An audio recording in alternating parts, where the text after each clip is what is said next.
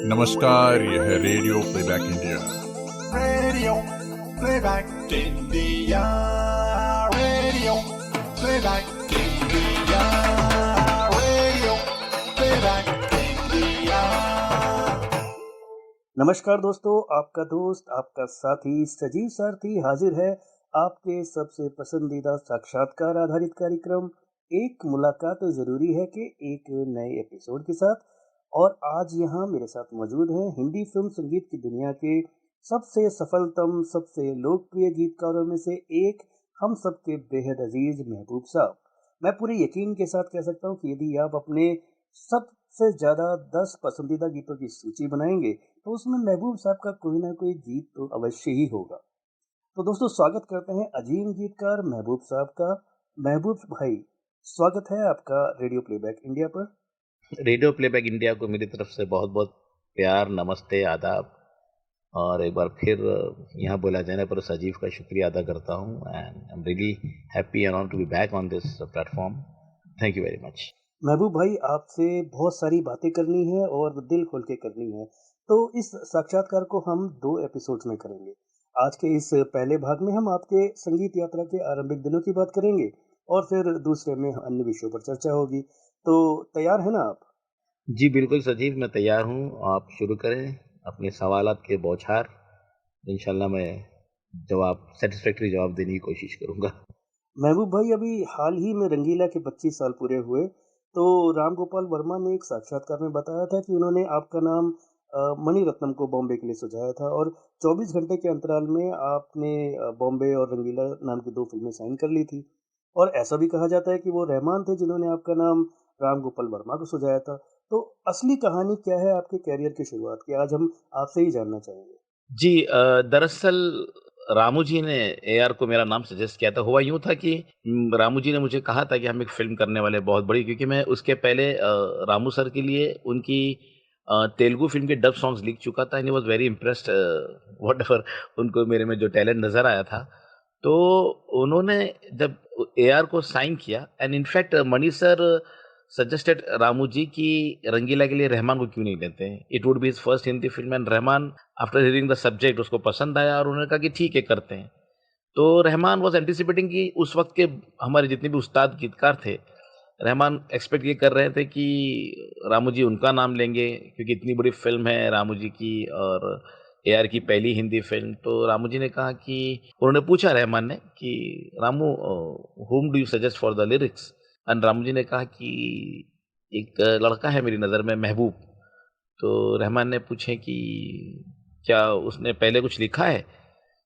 हालांकि मैं रामू जी के लिए डब फिल्म लिख चुका था, बट रामू जी को पता नहीं क्या सूझी, उन्होंने कहा नहीं।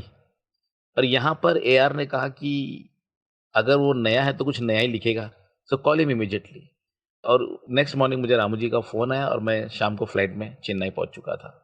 और फिर काम करते करते जब हमने एक गाना रिकॉर्ड किया, तना तना, फिर दूसरा रिकॉर्ड किया, एंड रहमान को एक ट्रस्ट आ गया मुझ पे, हम दोनों क्लिक हो गए। फिर रात रात भर बैठना, गपशप करना, नई नई ट्यून सुन रहे हैं, फिर कुछ लिखने की कोशिश, all those kind of settings शुरू हो गई थी हमारी। और जब बॉम्बे का वक्त आया, बॉम्बे फिल्म का, तो एआर ने मनी सर को सजेस्ट किया कि why not we go with Mehboob for Bombay. तो इस तरह से इमीडिएटली मैं समझता हूँ चंद दिनों में बॉम्बे मेरे पास आ गई। एंड फिर मैंने बॉम्बे लिखी, मनी सर से मुलाकात हुई, and rest is as you say is history. जी महबूब भाई, और जो पहली फिल्म जिसका आप जिक्र कर रहे थे उसका नाम शायद द्रोही था और उस फिल्म में आर डी बर्मन और एम एम क्रीम का म्यूजिक था। तो आपने क्या इन दोनों कंपोजर्स के गाने लिखे और कभी इनसे मुलाकात का मौका मिला आपको? जी उसके पहले मैंने द्रोही लिखी। द्रोही में पंचमदा भी थे और मणि शर्मा करके एक म्यूजिक डायरेक्टर था, एम एम क्रीम नहीं थे, एम मणि शर्मा जी, तो उनका था म्यूजिक। तो उसके लिए मुलाकात तो नहीं हो सकी, बाद में लेटर ऑन, और उसके फौरन बाद ही शायद मेरे ख्याल से कुछ महीनों में पंचम दा का इंतकाल भी हो गया, तो मुलाकात तो नहीं हुई।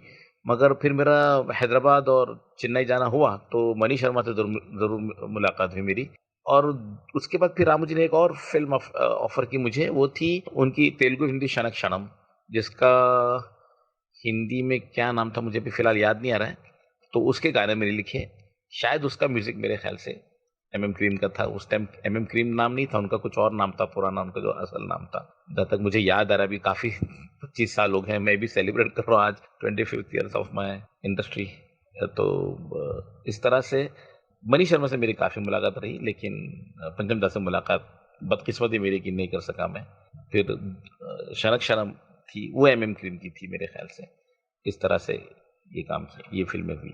जी महबूब भाई, तो ये जो शायरी है ये दरअसल कब से शुरू हुई? मतलब लिखना आपने कब से शुरू किया और इसकी शुरुआत की क्या वजह रही? जी ज़रूर। हुआ यूँ कि मैं एक कॉन्वेंट स्टूडेंट हूँ। Saint Teresa high school Bandra में हमारी पाली पे एक स्कूल है। मैं 5th तक अंग्रेज़ी मीडियम में रहा और उसके बाद मेरे वालिद को ऐसा ख़्याल हुआ कि बच्चों को अपनी ज़बान भी सीखना चाहिए और कुछ प्रॉब्लम्स हो गए थे। तो मुझे फ़ौरन मेरे वालिद ने बैंड्रा उर्दू हाई स्कूल जो बैंड्रा में जामा मस्जिद के पास है, उसमें दाखिला दिलाया मुझे। और उस वक़्त मतलब उस उर्दू स्कूल में जाने के बाद जब मेरा मुताला, मेरी स्टडी शुरू हुई और जब ज़ौक़, ज़फ़र, गालिब, मीर तकी मीर, इन सब को पढ़ना शुरू किया, तो मेरे अंदर एक ख्वाहिश जागी कि ये कितनी अच्छी बात है कि 2 लाइनों में, कपलेट्स जिनको बोलते हैं, या 2 मिसरों में, एक शेर में आप इतनी सारी बातें बोल सकते हो और इतनी खूबसूरती के साथ। तो मैं समझता हूँ सजीव, when I was in 7th standard मैंने तब से ही लिखना शुरू कर दिया था। मुझे बड़ा शौक़ आ गया था और खुद ही लिखता था, खुद ही तारीफ़ भी करता था अपनी कि वाह क्या अच्छी बात है। बट बस तभी से, जब से मैंने अपने सिलेबस में मीर तकी मीर और इन तमाम शोरा को जब पढ़ा, तो तब से मेरे अंदर एक्चुअली लिखने का शौक़ जागा और मैं लिखता रहा ग़ज़लें, नज़में।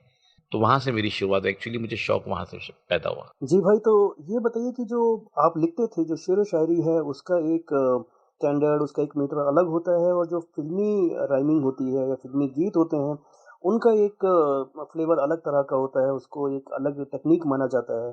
तो फ़िल्म राइटिंग के लिए आप किन गीतकारों से इंस्पायर हुए या कैसे आपने सोचा कि मुझे फ़िल्मों के लिए भी लिखना चाहिए? सजीव, इससे पहले कि मैं इस सवाल का जवाब दूँ, मैं अपने श्रोताओं को एक बड़ा खूबसूरत वाक़या बताना चाहता हूँ कि उसी स्कूल को, बैंड्रा उर्दू हाई स्कूल में जब मेरा दाखिला हुआ और मैं स्कूल जाता था पैदल, अपना बैग सँभाले एक दोस्त के साथ अपने। तो एक रोज़ व्हेन आई वाज़ 7th, तो मैं एक रोज़ जब गुज़र रहा था, तो लकी रेस्टोरेंट, हमारी बैंड्रा की एक बड़ी मशहूर रेस्टोरेंट है, उस पर एक होर्डिंग लगी हुई थी किसी फ़िल्म की, मुझे याद नहीं आ रही वो फ़िल्म। तो मैं उस होर्डिंग को देखते हुए रुक गया और तो मेरे दोस्त ने कहा कि क्या देख रहा है, चल चल स्कूल चलते हैं। मैंने कहा मैं ये देख रहा हूँ कि अगर खुदा ने चाहा तो मैं गुमनामी की मौत नहीं मरना चाहता। मेरे दोस्त ने मुझसे कहा कि तो क्या करेगा तू? तो मैंने कहा मैं फ़िल्म लाइन जॉइन करूँगा और एक दिन देखना इंशाल्लाह मेरा नाम इसी रेस्टोरेंट के होर्डिंग पे लगेगा। एंड सजीव, कहते हैं कि कबूलियत की घड़ी होती है, शायद मेरी दुआ कबूल हो गई थी उस वक़्त। 30 इयर्स लेटर जब एक दिन बेल बजी मेरे घर की और मैंने दरवाज़ा खोला, तो वही दोस्त 30 साल बाद मिलने आया मुझसे। उसने मुझे गले लगा कि रोने, लिटरली उसकी आंखों में आंसू थे। उसने कहा कि तेरी क्या ज़बान थी उस दिन जो तूने ज़बान से बोला। मैं भी लकी पर रंगीला और उसके नीचे बॉम्बे के पोस्ट होर्डिंग्स देख कर आ रहा हूँ जिस पे लिखा हुआ A R Rahman Mehboob, A R Rahman महबूब, तेरी बात पूरी हो गई। तो ये बात मैं इसलिए भी बताना चाहता हूँ कि आपको मालूम होना चाहिए कि आपको लाइफ में क्या करना है।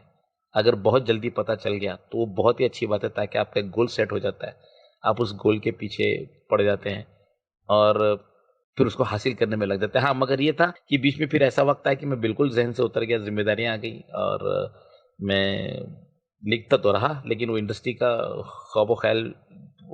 ख्याल पूरा दिल से निकल गया। तो ये मैं ज़रूर बताना चाह रहा था अपने श्रोताओं को। उम्मीद है उनको पसंद आएगा और वो भी इंस्पायर होंगे कि एक ज़िंदगी का एक मकसद होना चाहिए। दूसरी बात जो आपने सवाल किया, तो हाँ, शायरी में रदीफ़ काफ़िया होता है, वज़न होता है। जैसे करार दे के मोहब्बत में बेकरार हुए, वो तेरे वादे हैं जो दिल के आर पार हुए। तो एक राइम होती है, एक काफ़ियों की पाबंदी देखनी पड़ती है, करार हुए, आर पार हुए, वगैरह वगैरह। लेकिन फ़िल्मी म्यूज़िक में ज़रूर ये बात है कि हम अक्सर तो अब ट्यून पे लिखा जाता है और ट्यून चूँकि उसका अपनी एक अलग ज़बान होती है और उसका अपना अलग मीटर होता है। कभी छोटी लाइन होती है, कभी बड़ी लाइन होती है, कभी चली जा रही है। तो जी, उसके लिए मुझे प्रैक्टिस, मैंने वही कहा ना आपसे कि रामू जी की जो डब फ़िल्में मैंने लिखी थी, उसमें काफ़ी मेरी नेट प्रैक्टिस हो गई थी फ़िल्मी मीटर पकड़ने का, फ़िल्मी म्यूज़िक गानों का मीटर पकड़ने की प्रैक्टिस बड़ी खूबसूरत हो गई थी। मुझे 2 फ़िल्म कम नहीं होती हैं और इस तरह से मैंने उस हुनर को पकड़ लिया था। और फिर इत्तेफ़ाक देखिए कि मुझे पहली फ़िल्म एआर की ही फ़िल्म मिली, चूँकि उनको हिंदी नहीं आती और तो he used to compose the tunes first, तो मेरे लिए बहुत आसान हो गया था लिखना, क्योंकि मैं पहले नेट नेट प्रैक्टिस कर चुका था। सो जी, इस तरह से उस पर भी मुझे थोड़ी बहुत महारत हासिल हो गई थी। जी, महबूब भाई और बहुत थैंक यू इतना अच्छा आपने किस्सा सुनाया और वाक़ई ये बहुत लोगों को इंस्पायर करेगी इसमें कोई शक की बात नहीं। अच्छा, मैं ये जानना चाह रहा था कि जो रंगीला है, रंगीला के गानों की क बात मैं विशेष रूप से करना चाहूँगा क्योंकि उस दौरान जो ए आर रहमान थे वो एकदम ही बेफ़िक्र किस्म का म्यूज़िक बनाते थे। मतलब एकदम उनके गीतों में कोई पुरानी बात नज़र ही नहीं आती थी, सब कुछ एकदम नया होता था।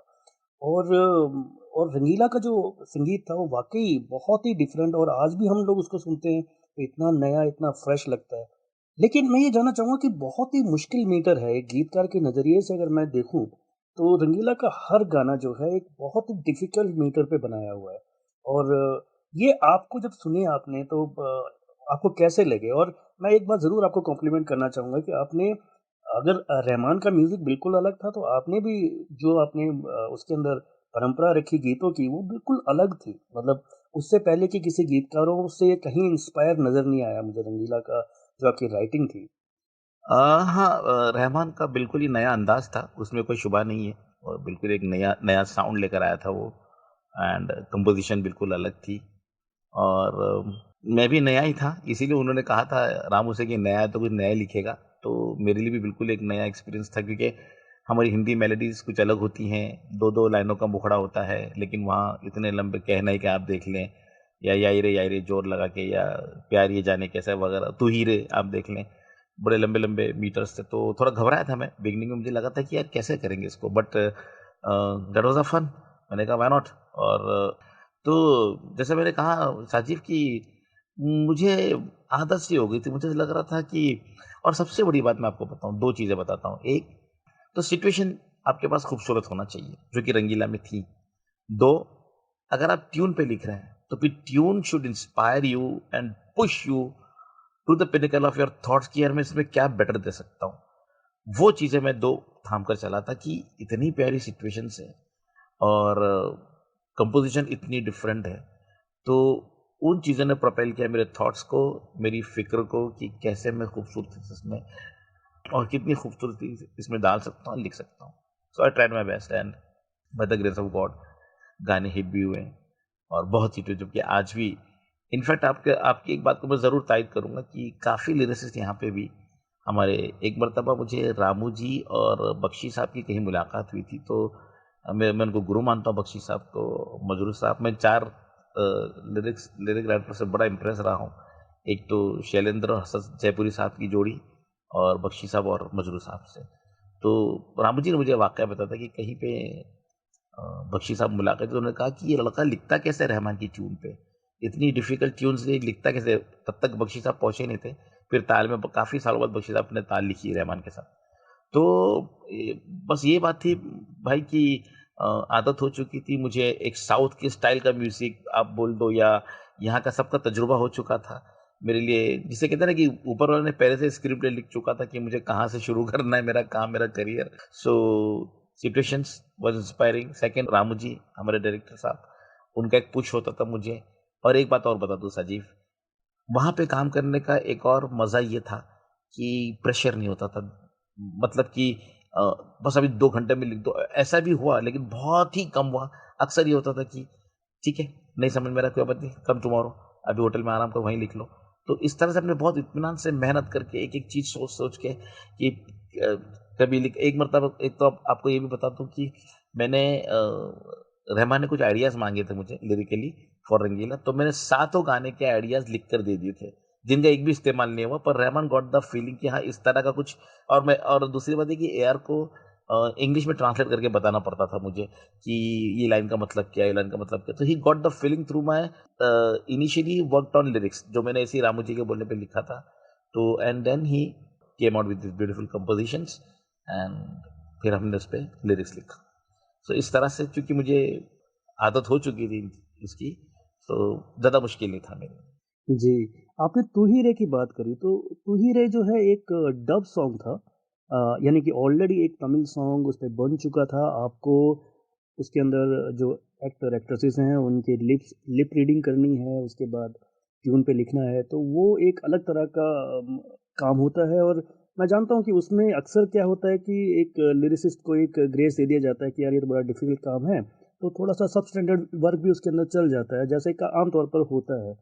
पर अगर मैं बात करूँ तू ही रे की, तो तू ही रे या फिर बॉम्बे के किसी भी गीत की अगर मैं बात करूँ, तो ऐसा लगता ही नहीं कि ये डब सॉन्ग पर लिखा गया है। मतलब आपने इतनी फीलिंग के साथ लिखा है, तू ही रे का तो पूरी आपने जो सोल है गाने की, वो आपने अपने लिरिक्स से एकदम निकाल के रखा है। तो वो थोड़ा-सा बताइए कि डब गीतों को लिखने का जो आपने तजुर्बा लिया और उसमें भी आपने जो सोल भरी, वो रहमान को या समझिए मणि रत्नम साहब को कैसा महसूस हुआ उसको उस बात को लेकर? हाँ, सही कहा आपने। बॉम्बे के तो सारे गाने ही डब थे। एक अच्छी बात मैं बताता हूँ आपको कि मनी सर, अब उसके बाद मैंने मनी सर की ही फ़िल्म डब लिखी, बाकी किसी और की नहीं लिखी। क्योंकि मनी सर ने मुझे प्रेशर नहीं दिया था। उन्होंने मुझसे कहा था कि महबूब, सिर्फ़ इतना याद रखना कि लिप्स जहाँ बंद होते हैं वर्ड्स के, हो सके तो वहाँ पर तुम ऐसा वर्ड लिखो लिप मिल जाए, जहाँ पे आ हो रहा है तो वहाँ पे कुछ मुँह खुला रहे, इस तरह से। बट प्रेशर मत लो, मुझे एक गाना अच्छा चाहिए। और मनी जी चूँकि वो भी हिंदी नहीं जानते, एक कमाल है इन दोनों की बात कि ये लोग फ़ोनेटिक्स पे बड़ा बिलीव करते हैं कि साउंड कितना अच्छा कर रहा है। तो उनके इंस्ट्रक्शंस थे मुझे, और मैंने फ़िल्म भी नहीं देखी थी, पर उनके इंस्ट्रक्शन कि give your best, try as much as possible to match the lips. जबकि लिप्स तो मेरे पास फ़िल्म के गाने तो थे ही नहीं, बट सुनकर ऑडियो गाने, ऑडियो जो मेरे पास आए थे बॉम्बे के, दिए थे मनी सर ने वहाँ पे, तो उस पे ज़रा ध्यान देना थोड़ा, जितना हो सके दो, और give us the best songs. बस वही बात पे मैंने अमल किया और मैंने लिखे। कोशिश किया कि जहाँ लिप्स मिल सकते वहाँ कुछ ऐसे अल्फाज आ जाएं जहाँ पे कि होठ बंद हो जाए, जहाँ पे खुलना है होठ खुल जाए, ऐसा कोशिश किया मैंने। बट ये फिर वही कह रहा हूँ साजिश कि स्क्रीन प्ले ऊपर से लिखा हुआ था। खुदा ने मुझे एक मौका दिया और इतने खूबसूरत गाने मेरे करियर में मुझे शुरुआत में मिल गए, और अच्छे से लिखा। हाँ, मेहनत ज़रूर हुई सजीव। एक वक्त तो ऐसा भी आया था कि मुझे लगा कि बॉम्बे लिखूं भी या नहीं लिखूं, क्योंकि बड़े बड़े मुखड़े, बड़े बड़े अंतरे, सोच में था मैं कि क्या करूं क्या नहीं। बट देखिए, क्या करूं क्या नहीं, ये मेरी सिचुएशन रंगीला में भी थी, इसलिए क्या करे क्या ना करे गाना लिखा मैंने। तो बट लेकिन मैंने हिम्मत नहीं हारी, मैंने कहा नहीं यार, इतनी अच्छी फिल्म है और ए आर है, मनी सर है, let's do it, and I did my best. जी, महबूब भाई आपने ऐसा काम किया है जो शायद सदियों तक याद रखा जाएगा। शायद नहीं बल्कि 100% याद रखा जाएगा। अच्छा 2 रहमान के और गीतों की मैं बात करूँगा। एक है तक्षक का खामोश रात और दूसरा जो है वो 1-2 का 4 खामोशियाँ गुनगुनाने लगी। तो मैं ये दोनों गीत जब भी सुनता हूँ तो मुझे हमेशा ये लगता है कि इस गीत के तो वर्ड्स पहले आए होंगे और धुन बाद में बनी होगी। तो अब मैं नहीं जानता, ये सब मेरा अनुमान है। आप बताइए कि क्या वर्ड्स पहले आए थे इन गानों में? इस अजीब असल में खामोश रात जो है तक्षक का, मुझे रहमान ने कहा कि महबूब, कोई can you give me just a single word और समथिंग, लाइक एक स्टार्ट के लिए मैं उसपे कुछ कंपोज करता हूँ। तो मैंने सिर्फ खामोश रात दिया था, बस दैट्स ऑल। खामोश रात दिया था मैंने, and then Rahman started composing, और उसके बाद फिर पूरा गाना मैंने मीटर पे लिखा। इनफैक्ट अंतरा वगैरह सारे मीटर पे लिखे हुए थे, कंपोजिशन पे, ट्यून पे लिखे हुए थे। एंड सिर्फ खामोश रात मैंने एक वर्ड उसको दिया था, दो अल्फाज दिए थे जिससे वो कुछ फीलिंग ला सके, नंबर 1। नंबर 2, आपने बात की खामोशियाँ गुनगुनाने लगी, उसका एक इत्तेफाक ऐसा खूबसूरत हुआ है सजीव। जब मैं फ्लाइट में था तो शशिलाल नायर जो डायरेक्टर है 1-2 के 4 के, मेरे साथ बैठे थे, तो उन्होंने कहा कि महबूब भाई कुछ ऐसे कुछ लिख दो ना यार, कुछ भी ऐसी सिचुएशन तो आपको पता है। तो मैंने बोर्डिंग कार्ड पे पलटा कर पीछे उर्दू में, मैं उर्दू में लिखता हूँ पहले बेसिकली, तो मैंने लिखा खामोशियाँ गुनगुनाने लगी, तन्हाइयाँ मुस्कुराने लगी। बस यही मैंने लिखा और कुछ नहीं लिखा। And we landed Chennai. AR के पास जब हम पहुंचे सजीव, तो हुस्न इत्तेफाक ये था कि एआर शशि भाई ने बोला कि यार महबूब भाई return something, so he asked me what. तो मैंने बोला तन्हाइयाँ, क्या है वो, तन्हाइयाँ मुस्कुराने लगी, जो भी है। अब अब कभी-कभी अपने गाने याद नहीं होते। तो मैंने वो लिरिक्स उसको दिए रहमान को, खामोशियाँ गुनगुनाने लगी तन्हाइयाँ मुस्कुराने। एंड आप बिलीव नहीं करोगे, उसने कंपोज़िशन तैयार करके रखी थी हमारे इंतज़ार में कि ये ट्यून मैं शशि को सुनाऊँगा। आप यकीन करो, उसने वर्ड्स लिए और ट्यून ऑन की and there it was. Exactly वो वर्ड्स जाके उस ट्यून पे बैठे, खामोशियाँ गुनगुनाने लगी, तन्हाइयाँ मुस्कुराने लगी। फिर उसके बाद एआर ने कंपोज़िशन जो दिया था मुझे, फिर मैंने उसके ऊपर सरगोशी करे हवा, चुपके से मुझे कहा, फिर मैंने पूरा गाना, पूरा मुखड़ा, फिर अंतरे की ट्यून तैयार थी, अंतरे फिर ट्यून पे मैंने लिखे। तो ये हुस्न इत्तेफ़ाक था हमारे 1 2 के 4 के गाने का। वाक़ई कमाल का इत्तेफ़ाक है महबूब भाई। मैं ये जानना चाहूँगा कि रहमान जो है वो आज इतने सालों के बाद भी काफ़ी सारे लोगों के लिए एक एनिग्मा है। मतलब बहुत सारे लोग बहुत सारी बातें करते हैं लेकिन किसी को नहीं पता कि एग्ज़ैक्ट चीज़ें क्या-क्या हैं। आई मीन कई कहते हैं कि रहमान सिर्फ़ रात को काम करते हैं, कुछ लोग कहते हैं कि बहुत ईगोइस्टिक हैं या फिर काइंड ऑफ बहुत सारी बातें आती हैं। आपने उनके साथ रंगीला से लेके बॉम्बे तक, शक, दौड़ और डोली सजा के रखना, लकीर, युवा, इतनी सारी एल्बम्स आपने करी हैं, इतना काम आपने उनके साथ किया है। एक गीतकार के नज़र से नहीं, एक as a human being also आपने जो उनको ऑब्ज़र्व किया है, मैं जानना चाहूँगा कि आपकी नज़र में रहमान कैसे इंसान हैं, कैसे संगीतकार हैं, ये तो सब जानते हैं। मैं थोड़े से कुछ उनके और जो गुण हैं और वो आपसे सुनना चाहूँगा। दरअसल मसला ये है ना साजिद, कि जब तक हम किसी के करीब ना जाएँ या किसी के साथ घुले-मिले नहीं और उठे-बैठे नहीं, तो तब तक पता नहीं चलता। तो हम कयास लगाते हैं कि ये तो ऐसा ही होगा, ये तो वैसा ही होगा। ऐसा नहीं है, बिल्कुल गलत कहानियाँ ही हैं। एक चीज़ सच है कि वो रातों को ही काम करता है, उसमें कोई शुबा नहीं, और दिन में बहुत कम, और हमने दिन में भी काम किया है। एक वक़्त ऐसा था कि हम 3 फ़िल्में एक साथ कर रहे थे। एक लकीर थी, एक युवा थी, फिर एक चाइनीज़ फ़िल्म एआर ने की थी, तो उसका एक हिंदी गाना मैं कर रहा था, तो हम दिन और रात काम कर रहे थे, ऐसा नहीं है। पर अक्सर करके इसमें कोई वो गलत नहीं है कि बहुत कम हुआ है दिन में काम, मगर हुआ है। बट ये कि हाँ, रातों को ज़्यादा काम करने में मज़ा भी आता था और लुत्फ़ आता है रातों को काम करने का, ज़्यादा डिस्टर्बेंस नहीं होता है, फैमिलीज़ आस-पास मंडरा नहीं रही होती है, फ़ोन कॉल्स नहीं होते हैं, दोस्त अहबाब नहीं आ रहे होते, बस हम काम में इन्वॉल्व होते हैं। तो वो एक खूबसूरती है। दूसरा इगोइस्टिक की बात नहीं है, वो बड़ा कम सुख़न इंसान है, बहुत ये कहूँगा कि वो अपने आप में रहने वाला एक इंसान है और ज़्यादातर वर्कहॉलिक है वो इंसान, वो बहुत ही काम में घुसा हुआ रहता है वो आदमी। सुबह से शाम मैंने बाज़ औक़ात तो 24 आवर्स हमने काम किया है। कुछ जल्दी करना है या कुछ लेट हो गए हैं, जल्दी से गाना रिकॉर्ड करना है, म्यूज़िक करना है। मैं उसके साथ अक्सर रहता था, उस वक़्त तो हम दोनों ही साथ में थे। और फिर रात को हम उठ के 3 बजे चले होटल चोला शरटॉन या किधर भी आइसक्रीम खाने जा रहे हैं। घूमते भी थे हम, किसी दरगाह पर चले गए रात को 12:30 1 बजे। तो जिससे घुल-मिल गए। ये उसका मिज़ाज है, बहुत कम बोलता है, बहुत कम लोगों से मिलना-जुलना है और मतलब वही होता है कि जिससे आप मिज़ाज मिल गया। तो यही बात है, बाकी बहुत ही मैं कहूँगा खुदा परस्त इंसान है, बहुत रहमदिल है। मैंने खुद देखा है किस तरह से, बोलना नहीं चाहिए ये बातें, मगर किस तरह से कैसे वो लोगों तक अपनी मदद पहुँचाता है खामोशी से, इसका तो गवाह मैं हूँ, क्योंकि मैंने खुद काफ़ी, उन्होंने मुझसे इस बारे में सपोर्ट लिया है कि मतलब कहीं यहाँ पहुँचा दो, कहीं वहाँ पहुँचा दे, और मेरे पे एक ट्रस्ट है उनका। और मैं यही कहना चाहूँगा फ़ख्र से कि इस करियर में नाम कमाया, शोहरत कमाया हमने सब कुछ, लेकिन मैं ये कहूँगा कि मैंने ए आर रहमान भी कमाया है। आज we are both the houses are like family. आज मेरे बच्चे और उसके बच्चे बिल्कुल एक मतलब उन हम फैमिली है। एक जब भी दिल आता है तो Mehboob I am coming for lunch आ जाते हैं। रमज़ान रहा तो सुबह सहरी करने आ गए घर पे 4 बजे, सुबह फ़ोन आ जाएगा, Mehboob I am coming to your home for sehri. सीधा इंसान है, बहुत ही सीधा-साधा इंसान है। मैं यकीन से कह रहा हूँ साजिद, मुझसे ज़्यादा 25 साल हो गया, उसमें मैंने बहुत सारा वक़्त हम दोनों ने एक साथ गुज़ारा। इवन इन बॉम्बे ऑल्सो, जब उन्होंने बॉम्बे में अपना घर लिया और स्टूडियो बना, तो अक्सर हम रात साथ में गुज़ारते हैं, बैठते हैं, बातचीत, खाना-पीना साथ में।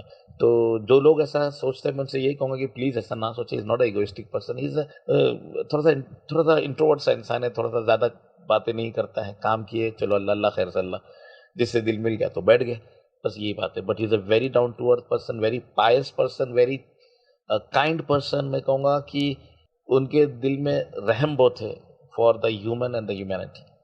जी महबूब भाई, हम रहमान साहब की चर्चा कर रहे हैं। हमारे श्रोता शायद सोच रहे होंगे कि हम सिर्फ रहमान साहब के बारे में ही क्यों बात कर रहे हैं। तो खैर, हम लोग आगे भी और भी संगीतकारों का जिक्र करेंगे, पर रहमान साहब का जिक्र बहुत ज़रूरी है क्योंकि सबसे ज़्यादा काम महबूब भाई का उनके साथ रहा है। बहुत ज़बरदस्त काम उन्होंने उनके साथ किया है। उस राब्ते को और समझने के लिए हमें रहमान साहब की थोड़ी चर्चा यहाँ करनी पड़ रही है ज़्यादा। तो महबूब भाई, एक एल्बम और थी आप लोगों की जो कि एक मतलब आइकॉनिक एल्बम बन गई, जिसका नाम था वंदे मातरम। और इसमें आपने काम किया और आपने एक से बढ़कर एक इसके अंदर गाने लिखे। मैं इस एल्बम से जुड़े हुए कुछ एक्सपीरियंस आपके शेयर करवाना चाहता हूँ। हाँ, मैं फिर वही कहूँगा, सजीव, कि खुदा ने चुना था हमें ये काम के लिए। हमारे भारतवर्ष की 50वीं सालगिरह थी आज़ादी की। हम दोनों मिले और हमने सोचा कि एक गाना करते हैं, एक एल्बम करते हैं एंड तो क्या किया जाए? एक सोच में थे हम दोनों। तो ज़ाहिर बात है कि पैट्रियोटिक तो होना ही चाहिए, वतन की मोहब्बत का इज़हार होना चाहिए गाने में। तो क्या करें? तो यार ने एक ट्यून कंपोज़ की थी जो मुझे बहुत पसंद आई और मैंने वो ट्यून लिया सजीव, और सुनते-सुनते आखिर की जब लाइन आई, तो उस लाइन पे मेरे मुँह से बेतहाशा निकला, माँ तुझे सलाम। और मुझे वो इतना, मैंने मुखड़ा नहीं लिखा था, आखिरी लाइन मुखड़े की, माँ तुझे सलाम। तो मैं इमीडिएट मैंने उसके स्टूडियो पहुंच गया। मैंने कहा यार, एक लाइन आई दिमाग में, तो बोले हैव यू रिटन द मुखड़ा? मैंने कहा नहीं, लाइन सुन। बोले क्या? मैंने गा के बताया, माँ तुझे सलाम, एंड यू वोंट बिलीव सजीव। तो उन्होंने मुझे एकदम गले लगा, बोले व्हाट अ लाइन मैन। तो पर अब क्या, उसके पहले क्या लिखा जाए? तो सजीव, मेरी एक सोच ये थी कि हम जब भी पेट्रियोटिज्म की बात करते हैं तो सबसे पहले हम, हमारे इतने सारे बुजुर्गों ने, हमारे बड़े शोरा ने और बड़े बड़े गीतकारों ने बड़े गाने लिखे हैं, पेट्रियोटिज्म पे लिखा है और बहुत खूबसूरत लिखा है, बहुत ही खूब लिखा है। तो उसमें कॉमन फैक्टर ये आता है कि हम जान दे देंगे या हम खून बहा देंगे, हम सब कुछ लुटा देंगे। तो मैं, एआर हम द ट्रैक तैयार कर रहे थे, मैं बाहर बैठा, मैंने सोचा यार ये बहुत बार बार बोला गया है, कुछ और सोचते हैं, एक खूबसूरत बात बोलते हैं इस गाने में, क्योंकि 50वीं आज़ादी की सालगिरह है हमारे भारत देश की, तो कुछ और सोचा जाए। एंड सडनली आई रियलाइज कि कितने लोग हमारे हिंदुस्तान के बाहर काम कर रहे हैं, बस गए, सेटल हो गए, पर कहीं ना कहीं दिल में मोहब्बत तो है अपनी मादरे वतन से। तो मैंने फिर सोचा कि अ, एक उस शख्स के बारे में लिखते हैं जो अपने वतन को आना चाहता है, जो अपनी मादरे वतन से बहुत प्यार करता है। तो मैंने मुखड़ा लिखा, मैं अंदर जाके यार को बोला, यार द मुखड़ा इज रेडी। तो बोले what, and what thought is what is the concept. और जब मैंने कॉन्सेप्ट बताया सजीव, आप बिलीव नहीं करो, और क्या बताऊं मैं, मतलब we were dancing like in the studio की क्या खूबसूरत बात आ गई कि यहाँ वहाँ सारा जहाँ देख ले, नहीं कहीं तेरे जैसा कोई नहीं। और मैंने खास करके, मैंने जानी बुझी, मेरी एक सोच थी सजीव, कि जब माँ तुझे सलाम at the end of the मुखड़ा आ गया था, तो मैं बिगनिंग में कोई इशारा नहीं देना चाह रहा था। मैंने ऐसे अल्फाज लिखे कि उससे सुनने वाला सोचे कि ये किसके बारे में बात कर रहा है, अपनी महबूबा के बारे में बोल रहा है या किसके बारे में। 80 नहीं 100 दिन दुनिया घुमाए, नहीं कहीं तेरे जैसा कोई नहीं, मैं गया जहाँ भी तेरी याद थी जो मेरे साथ थी।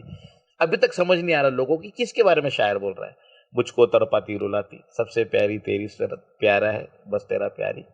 अब लास्ट में हम सस्पेंस खोलते हैं, माँ तुझे सलाम, and that hit the audience सजीव। मेरा मानना है कि उस चीज ने जाके लोगों को दिलों पे हमला किया, और इस तरह से वो गाना फिर अंतरा तैयार हुआ, और मैंने फिर वो अंतरा लिखा, तेरे पास ही मैं आ रहा हूँ, अपनी बाहें खोल दे, जोर से मुझको गले लगा, मुझको फिर वो प्यार दे, तू ही जिंदगी है, तू ही मेरी मोहब्बत है। और मादरे वतन को हमने माँ से मिलाया, तेरे ही पैरों में जन्नत है, तू ही दिल तू ही जा मम्मा, माँ तुझे सलाम। तो मैं फिर कहूँगा कि बड़ी खुशकिस्मती है मेरी कि मैंने अपने मुल्क के लिए, अपने देश के लिए, अपनी भारत माँ के लिए ये गाना ऐसा हमने दे दिया कि जो मुझे उम्मीद है इंशाअल्लाह सदियों तक ये गाया जाएगा।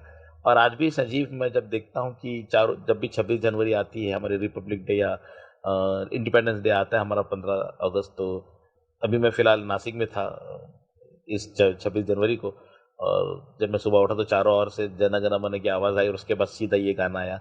सो I was feeling very proud कि हाँ, हमने कुछ सेवा इस ढंग से, हमारी ताकत के हिसाब से हमने ये गाना करके कर दिया है। So very thankful to God that he chose us to give this beautiful song for our motherland. जी, महबूब भाई कितना सुंदर, कितना प्यारा लिखा है आपने, बहुत ही सुंदर गाना है। और एक गाना इसके अंदर और था जिसका नाम था चंदा सूरज लाखों तारे, जो रहमान के साथ नुसरत फ़तेह अली खान ने गाया था। मैं चाहूँगा कि आप उस गाने की 2 लाइनें हमें सुनाएँ और उस गाने से जुड़े हुए कुछ एक्सपीरियंस आप बताएँ कि आप क्या नुसरत साहब से मिल पाए थे इस गाने की रिकॉर्डिंग के दौरान? हाँ, सजीव ये गाना फिर हम जब वो माँ तुझे सलाम कंप्लीट हुआ तो हम लोग तो फिर हम एल्बम कर रहे थे। तो एआर ने एक कंपोज़िशन सुनाई तो हम बैठे हैं तो एआर ने अपनी ख़्वाहिश ज़ाहिर की कि महबूब मैं चाहता हूँ कि मैं और खान साहब ये गाना गाएँ। तो मैंने कहा क्या बात है! बिस्मिल्लाह शुरू करते हैं। तो क्या लिखा जाए? फिर अगेन चूँकि ये रिलेटेड था बहुत ज़्यादा मादरे वतन से तो फिर 2 कंट्रीज़ को एक मोहब्बत का पैगाम देना था इस गाने के ज़रिए। तो फिर मैंने वो लिखा चंदा सूरज लाखों तारे, है जब तेरे ही ये सारे। किस बात पे होती है तकरारें? खींची हैं लकीरें पर ना खींचो खींची लकीरें ज़मीं पे पर ना खींचो, बीच में 2 दिलों के तुम दीवाने। तो एक पैगाम था। अब उस पैगाम को और खूबसूरत बनाने के लिए फिर हम लाहौर गए। मैं, एआर की वालिदा उस वक़्त हयात थीं। तो हम तीनों लाहौर गए और फिर बोलूँगा कि खुशकिस्मती है मेरी कि अ, इन दोनों अज़ीम सिंगरों ने पहला और आखिरी गीत गाया और वो मेरा लिखा हुआ था। वो भी गाना बड़ा हिट हुआ, लोग बहुत पसंद करते हैं। उसमें पैगाम बड़ा अच्छा इश्क का पैगाम है उसमें। तो और मैं यही कहूँगा कि मेरी खुशकिस्मती रही खान साहब के जैसा प्यारा इंसान मैं आपको बता नहीं सकता। और एक और बेहतरीन चीज़ हुई लाहौर में कि वहाँ पे सर डॉक्टर अल्लामा मोहम्मद इकबाल का मज़ार है, उनकी कब्र है वहाँ पे। मेरा बड़ा अरमान था उस कब्र पे हाज़िरी देने का क्योंकि बहुत फ़ॉलो करता हूँ मैं इकबाल साहब की ग़ज़लों को, उनकी नज़्मों को। मेरे उनको अपना रूहानी उस्ताद मानता हूँ मैं। तो मैंने खान साहब से शौक़ ज़ाहिर किया तो उन्होंने फ़ौरन सुबह जब 7 बजे रिकॉर्डिंग ख़त्म हुई, वहाँ भी हमने रात को ही रिकॉर्डिंग किया था। और खान साहब ने फ़ौरन अपनी गाड़ी दी मुझे और रहमान को और मैं यार हम दोनों लाहौर कब्रिस्तान गए सॉरी जहाँ उनकी मज़ार है अल्लामा इकबाल साहब की। और वहाँ पे गए फिर हम शाम को रिकॉर्डिंग के पहले लाहौरी खाना खान साहब ने मंगाया। बड़े प्यारे इंसान, बड़ी प्यारी मुस्कुराहट, परहेज़ बिल्कुल नहीं करने का। मुझे कहते थे खा के मरना है महबूब भाई, कहाँ अपनी रूह को मारे। तो बड़ा खूबसूरत इत्तेफ़ाक रहा सजीव। मैं बहुत खुशकिस्मत समझता हूँ कि इन दोनों का गाया हुआ गाना मेरा लिखा हुआ है। आई एम रियली अगेन एंड अब तुमने इतनी बातें कुरेद दी है मेरे दिल से, तो बार-बार मैं शुक्रिया अदा कर रहा हूँ खुदा का कि बहुत खुशकिस्मती है मेरी कि यादगार रहेगी ये बात। महबूब भाई आपने अभी ए आर रहमान के पायसनेस की बात करी और मैं जानता हूँ कि आप भी कितने पायस इंसान हैं। तो आप लोगों के भीतर की जो सच्चाई है, जो पवित्रता है ना, उसी पवित्रता को दर्शाता है ये जो गाना है चंदा सूरज। और इतने जो इसका एक-एक शब्द जो कह लीजिए या एक-एक सुर कह लीजिए, ये उसी क्लीननेस को, उसी मतलब अच्छे थॉट्स को जो आप लोगों के दिलों में है, उसको दर्शाता है। इन इस गाने के लिए तो मैं विशेष रूप से आपको बधाई देना चाहूँगा। जब ये एल्बम रिलीज़ हुआ था तो मैं कंटिन्यूअसली लूप पे सुनता था इस गाने को, इतना मुझे ये गाना पसंद है। अगर मैं आपसे कहूँ रहमान के लिए आपने इतने जो गाने किए, उनमें से अगर आपको मैं 3 गाने कहूँ चुनने के लिए, जो आपके लिए मतलब एक गीतकार के तौर पर आपको बहुत सैटिस्फाइंग लगे, तो कर पाएँगे? हाँ, सबसे पहले तो बधाई का बहुत-बहुत शुक्रिया। और रही पायसनेस की बात तो जिसे ऊपर वाला कबूल करे वो पायस है। दुनिया में हम जो कर रहे हैं बस वो कबूल कर दे तो हम पायस हैं। वो खुश होना चाहिए। हाँ, क्लीनलीनेस की जो बात कर रहे हो कि हमारा काम क्रिएटिव है सजीव। और creativity comes from the creator. और अगर दिल साफ ना हो तो क्रिएटिविटी में फिर धब्बा लग जाता है। इसलिए दिल बहुत साफ रखना है, अपने आप को साफ और पाक रखने की कोशिश करनी चाहिए। जब हम क्रिएटिव फील्ड में हो तो तब फिर ऐसे ऐसे जौहर खुलते हैं और ऐसे ऐसे मोती गिरते हैं। एक बात अब रही ये बात कि कौन सा गाने 3 सजीव माशाल्लाह से जहाँ तक मुझे लोग कहते हैं और जो मुझे आते हैं लेटर्स और मेल्स की, तो मेरे रहमान के और मेरे तकरीबन गाने माशाल्लाह सबको पसंद है, हमारी ऑडियंस को, और उनका प्यार है कि उन्होंने इन गानों को हिट किया है। मगर हाँ, जैसा अब चुनना तो बहुत मुश्किल है, ये हर कोई कहता होगा। तुमने जिससे भी कभी पूछा हो किसी गीतकार को या फ़िल्म मेकर को, तो अपने बच्चे सभी प्यारे हैं। बट जैसा कहना है क्या है, मुझे बहुत पसंद है एआर का।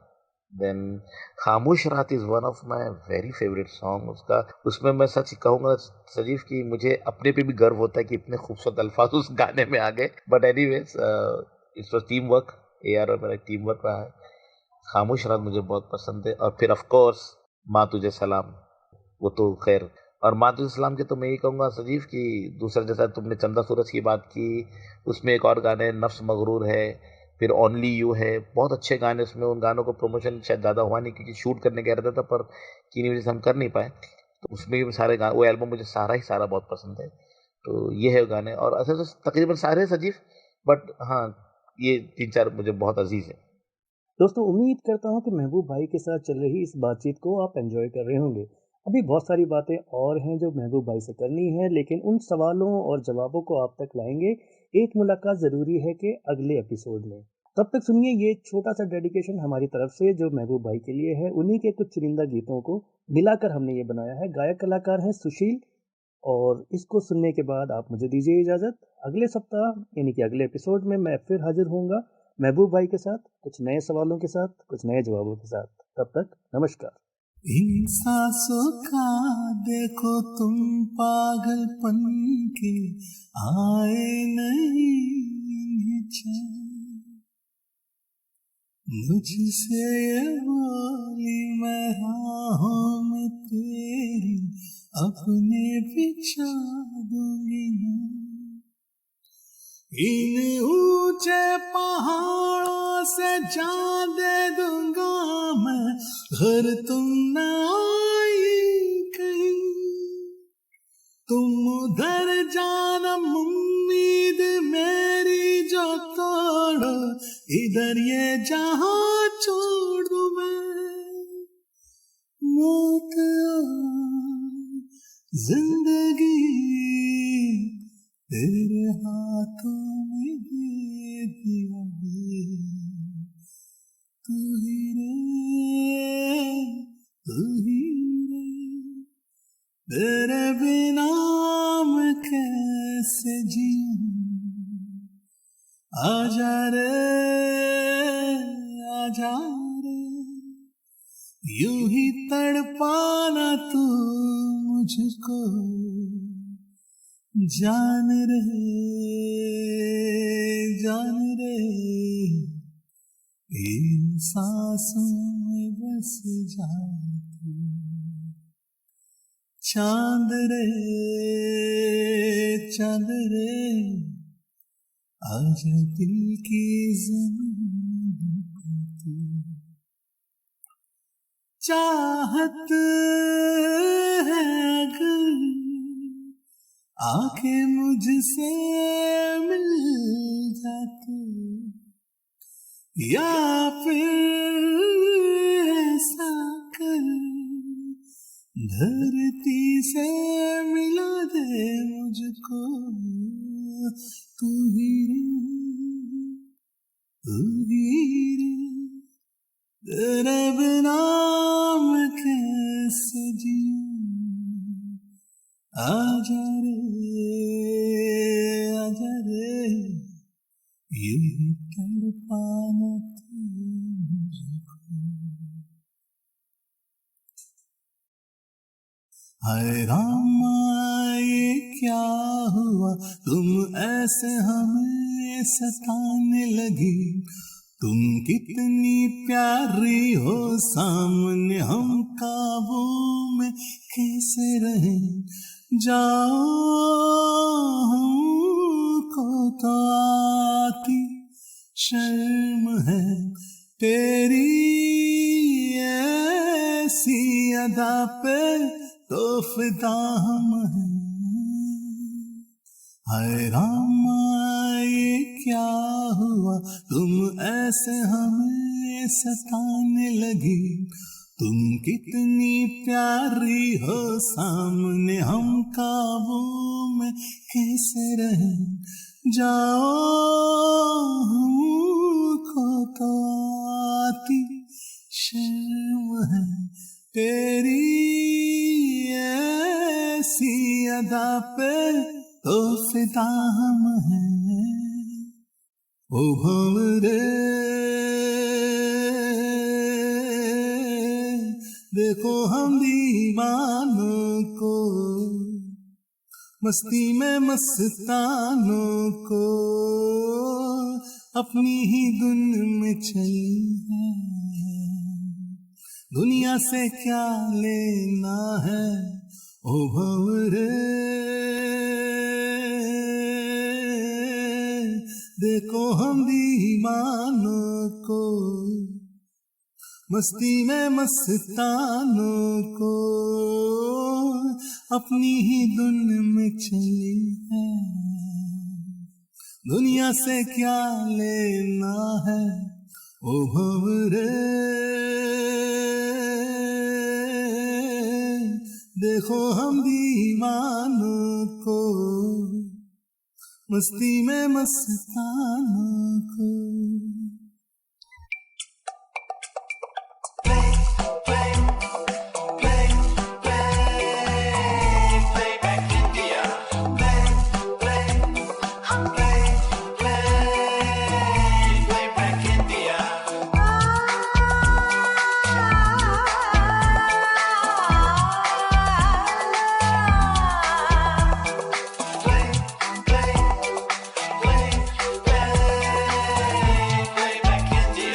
Radio Playback India.